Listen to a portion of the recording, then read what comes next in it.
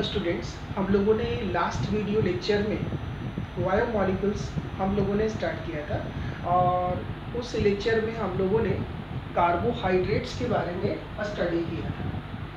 ये हम लोगों ने स्टडी किया था कि कार्बोहाइड्रेट्स क्या होता है, उसकी क्लासिफिकेशन कैसे की जाती है, इसके बारे में हम लोगों ने स्टडी किया था कार्बोहाइड्रेट्स।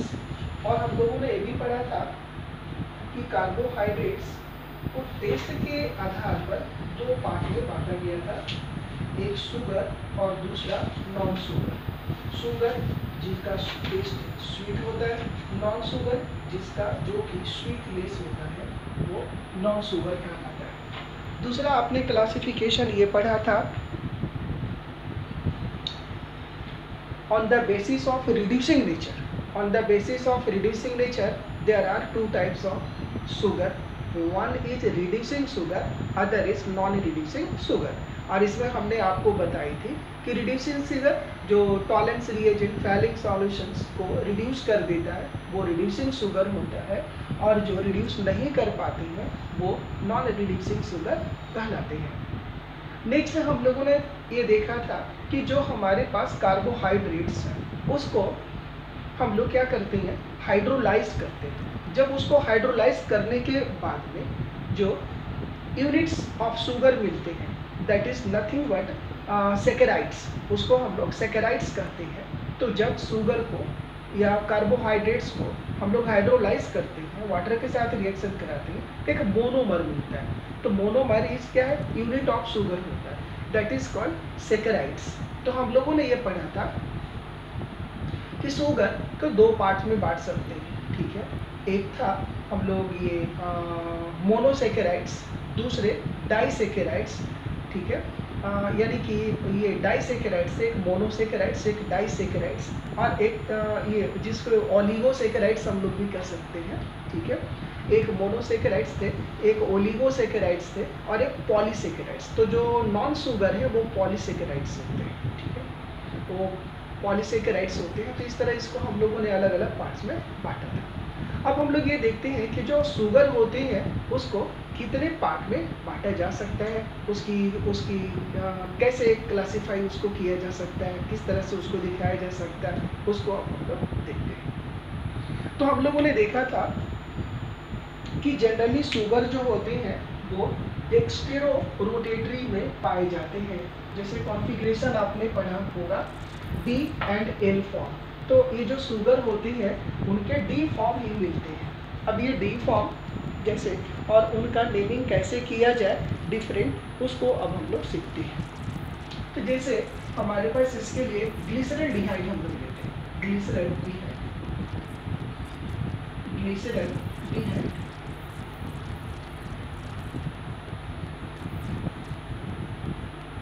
ग्लिसरल्डिहाइड ऐसे होते हैं OH, H, CH2, OH, CHO. This one is glyceraldehyde. According to IUPAC nomenclature, OH group on the right side, ठीक है, सेकेंड लास्ट कार्बन, ठीक है, ये जो सेकेंड लास्ट कार्बन है इससे OH ग्रुप यदि राइट साइड अटैच्ड है तो this one is called D form. तो this one is called D glyceraldehyde, glyceraldehyde. यदि ये सेकेंड लास्ट कार्बन से जो OH अटैच्ड है वो यदि लेफ्ट साइड हो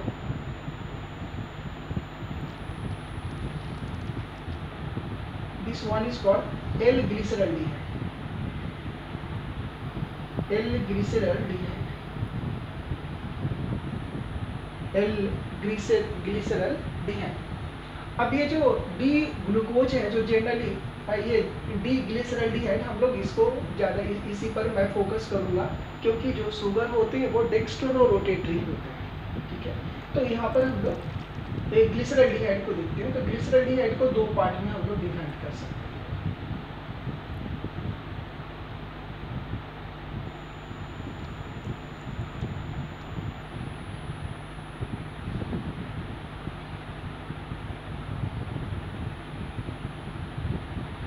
One is erythroz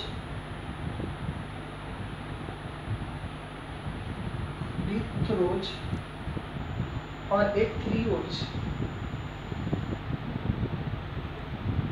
अब ये इरिथ्रोज और थ्रियोज कैसे होंगे, इसमें प्रत्येक में एक एक कार्बन आपको बढ़ाना है। जैसे देखिए यहाँ कितने कार्बन है, एक थे, अब इसको ये ऐसे होंगे, इसमें एक और इंक्रीज हो जाएंगे। यहाँ CH2 होंगे, OH, यहाँ OH, यहाँ H, OH, CHO, इरिथ्रोज।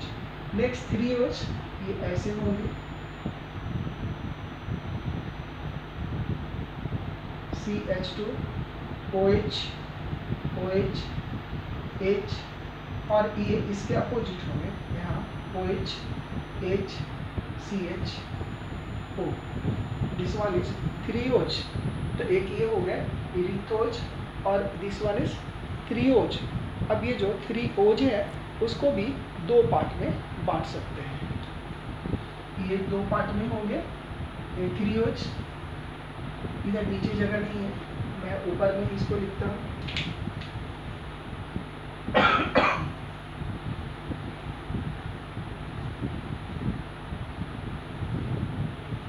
इसको मैं ऊपर में लिखता हूँ, इरिथ्रोज, इरिथ्रोज,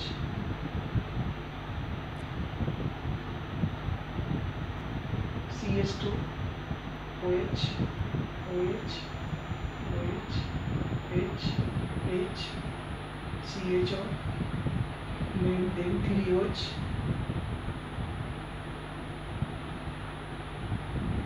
थ्रियोज, और इसको ऐसे OH, CH2OH, H, OH, H, CHO। तो one is threoj, other is इरिथ्रोज। इरिथ्रोज को दो पार्ट में बांट सकते हैं, वो है राइबोज एंड अरेबिनोज। ये दो तरह के होते हैं।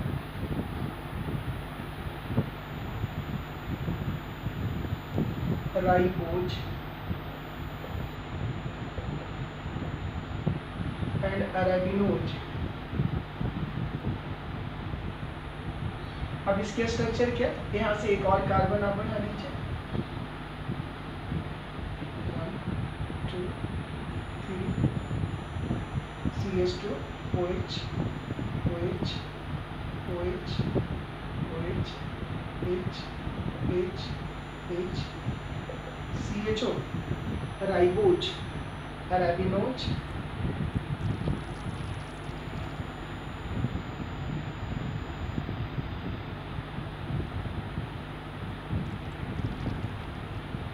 OH, CH2, OH, ठीक है, OH, next OH, H, CHO। ये हो गया राइबोज और वो हो गया अरेबिनोज।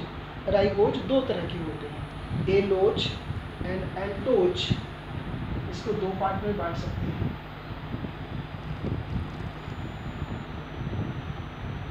एलोज, एल्टोज। यहाँ डबल एल लीजिए एलोज में, एलोज एंड अल्टोज। ये एलोज, इसमें 1 2 3 है, यहाँ 4,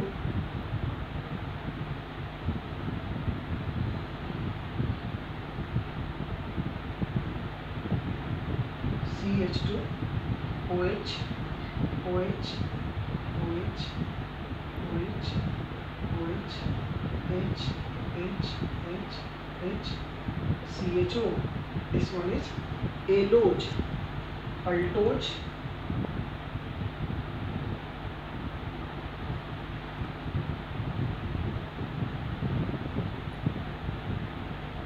CH2, OH, OH, OH, H, OH, H, OH, H, CHO. This one is altoj. Next थ्रियोज।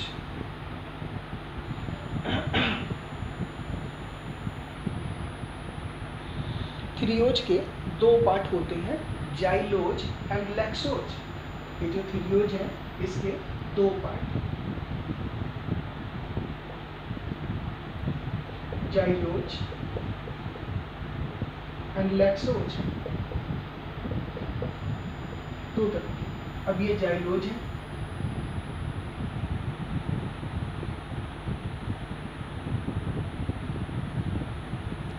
CH2 OH OH OH OH H H CHO, this one is xylose. Lyxose इसको ऐसे दिखा सकते हैं, CH2 OH OH OH H H OH H and CHO। ये हो गए आपके लैक्सोज। Next अब इसके दो पार्ट होंगे। जाइलोज के दो पार्ट हैं, एक ग्लूलोज और आयोडोज। इसके दो पार्ट होंगे,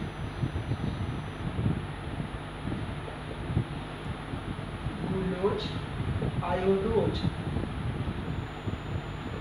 दो हो जाएंगे। अब ये ग्लूलोज कैसे होंगे, मैं इसको हटा करके ऊपर में लिखता हूँ।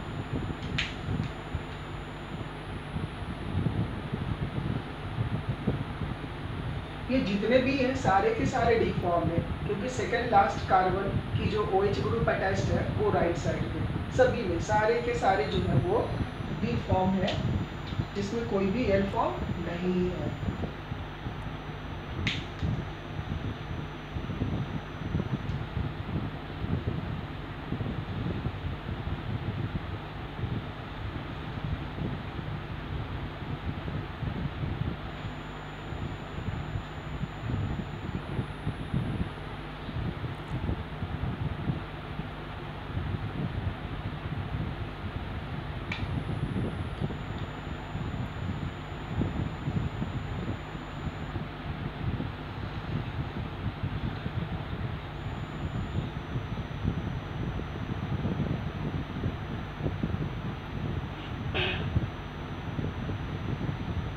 जाइलोज के दो पार्ट हो गए, एक ग्लूलोज और आयोडोज।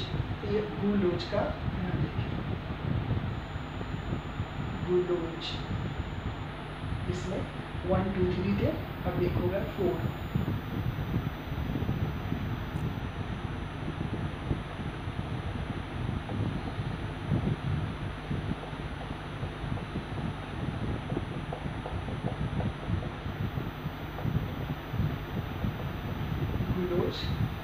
आयोडोज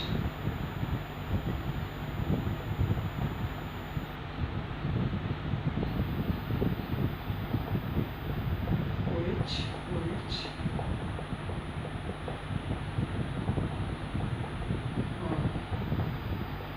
H, ये हो गए आयोडोज और ग्लूलोज और आयोडोज हो गए। नेक्स्ट है लैक्सोज। लैक्सोज के दो पार्ट होंगे,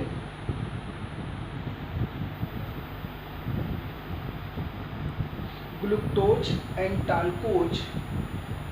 इसको मैं हटाता हूँ, यहीं पे मैं लिख दूंगा इसको। इसके दो पार्ट होंगे, glucose and टाल्कोज।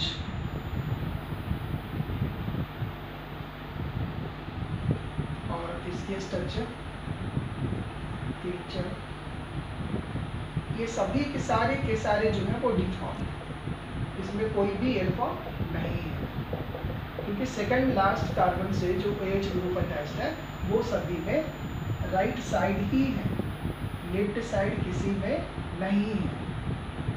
CH2 OH OH OH OH ऐसा CH। इस तरह में हम लोगों ने देखा कि इसके कितने ढेर सारे स्ट्रक्चर हो सकते हैं जो कि डी फॉर्म होते हैं, तो उसका नेमिंग करने का ये सभी। अब एक हम लोग पढ़ते हैं नेक्स्ट,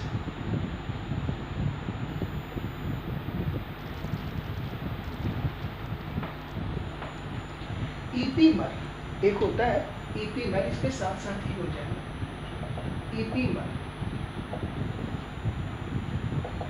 ठीक है, वो सारे ऑर्गेनिक कंपाउंड्स जिनकी स्ट्रक्चर तो सेम होती है, मॉलिकुलर फार्मूला सेम होती है, डीयू सेम होती है, ये सारे कुछ एवरीथिंग इज सेम होती है। तो ईपीमर क्या होती है?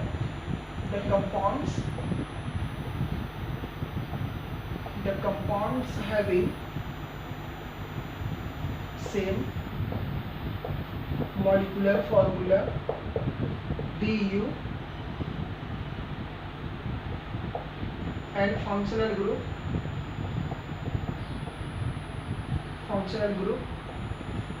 but their configuration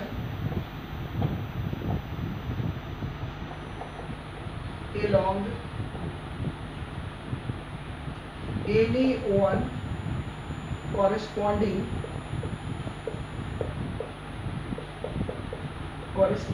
carbon atom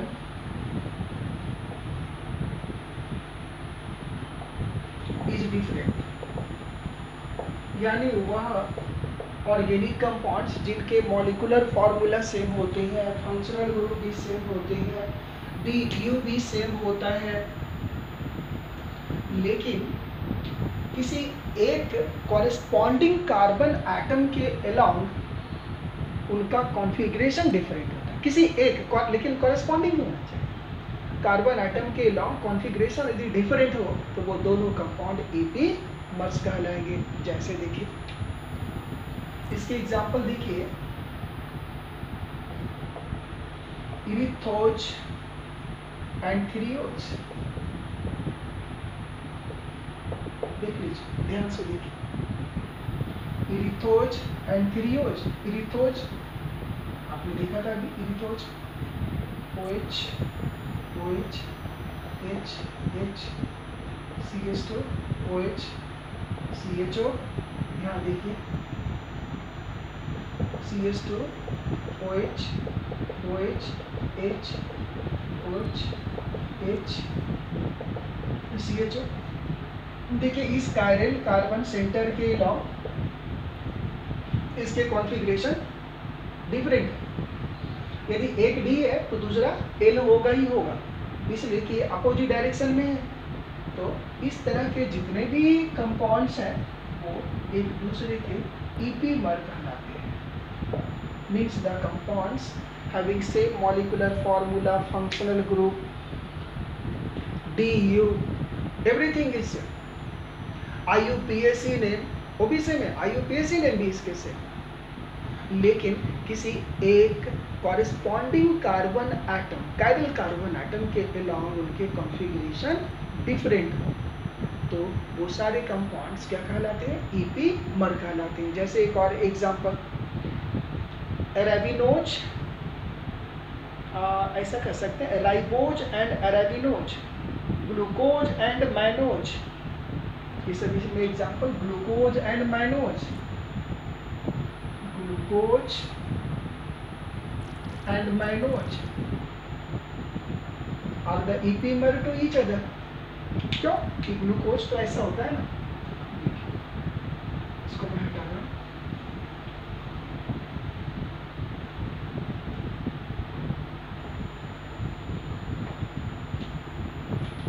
glucose and mannose, glucose and mannose. Glucose देखिए CH2OH OH OH H H OH H HO H CHO ऐसे। और इसमें क्या होते हैं? CHO HO H OH H OH H OH H and CH2OH। देख लीजिए, सारे कार्बन एटम्स के लॉन्ग कॉन्फ़िगरेशन सेम है, लेकिन इस कार्बन एटम के लॉन्ग कॉन्फ़िगरेशन डिफरेंट है। इसलिए ऐसे जितने भी कंपाउंड्स हैं जिनके फंक्शनल ग्रुप सेम है, IUPAC नेम सेम है, DU सेम है, स्ट्रक्चर सेम है, एवरीथिंग इज सेम, लेकिन किसी एक कार्बन एटम, किसी एक यानी कॉरेस्पॉन्डिंग कार्बन एटम होनी चाहिए, कॉरेस्पॉन्डिंग कार्बन एटम के अलावा उनके कॉन्फ़िगरेशन डिफरेंट हो, तो ऐसे जो कंपाउंड्स होते हैं वह एक दूसरे के ईपीमर कहलाते हैं। ठीक है, तो ये था कि ईपीमर क्या है।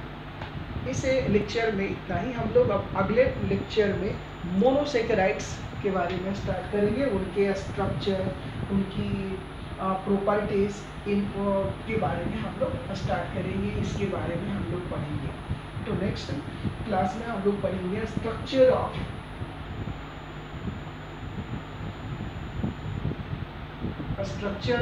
मोनोसेकेराइड्स। ये जो मोनोसेकेराइड्स है इसमें क्या आएंगे, ग्लूकोज आएंगे, फ्रक्टोज आएंगे। इसमें दो का स्ट्रक्चर हम लोग पढ़ेंगे। फर्स्ट पढ़ेंगे structure of glucose and second पढ़ेंगे स्ट्रक्चर ऑफ फ्रक्टोज। तो आज इस लेक्चर में इतना ही। नेक्स्ट लेक्चर में हम लोग स्टार्ट करेंगे फ्रॉम स्ट्रक्चर ऑफ ग्लूकोज। इसके स्ट्रक्चर कैसे होती है, कैसे आई, कैसे हम लोग ड्रॉ करेंगे, साइक्लिक स्ट्रक्चर क्या होते हैं, इन सभी के बारे में हम लोग सीखेंगे। So today's thanks to all.